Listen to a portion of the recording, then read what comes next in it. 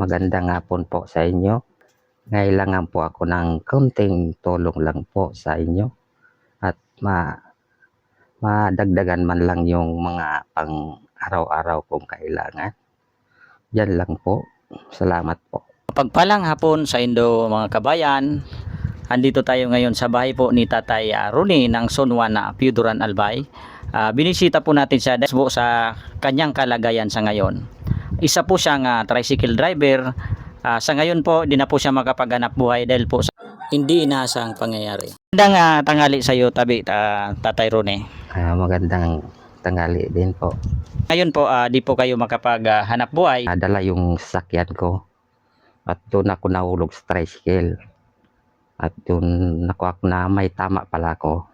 Opo, sa ngayon po yung si Tatay po ay di po ngayon makapaggalaw-galaw dahil po sa kanyang kalagayan sa ngayon na matinding sugat po ang tinamo ng kanyang paa. Po yung ating co-founder, galing po siya ng Metro Manila, umuwi po siya dahil po yung kanyang tatay ay inaalagaan po niya. Hindi rin po si Tatay makapaghanap buhay. Yung inaatid po niya mga estudyante, hindi rin niya po maihatid dahil po sa nangyari. Yung mga apo ko, inaatid ko yun sa school araw-araw. Nandito po ngayon yung ating co-founder na si co-founder Mirichel Muyapahi Mungkada. Mapagpalang hapon po sa iyo, tabi co-founder. Palang hapon, mga kauragon, mga ka-team solid ko. Hindi ko po ina-expect na ako ngayon yung lalapit sa inyo. Alam niyo po kung ano yung ginagawa namin na pag-charity. Alam po yan ng buong Piuduran. Pero sa ngayon po, sino mag-aakala na ako ngayon ay lalapit sa inyo para sa aking tatay. Ayan po ang kalagayan niya. Nasa hindi magandang sitwasyon. Medyo po hirap kami ngayon sa financial dahil hindi makapagtrabaho ako. Nag-leave po ako sa trabaho.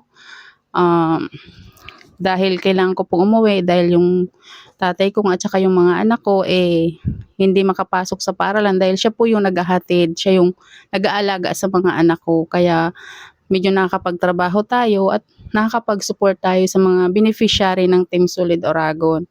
Isa rin po ako sa mga nag-finance sa mga Team Solid Oragon charity.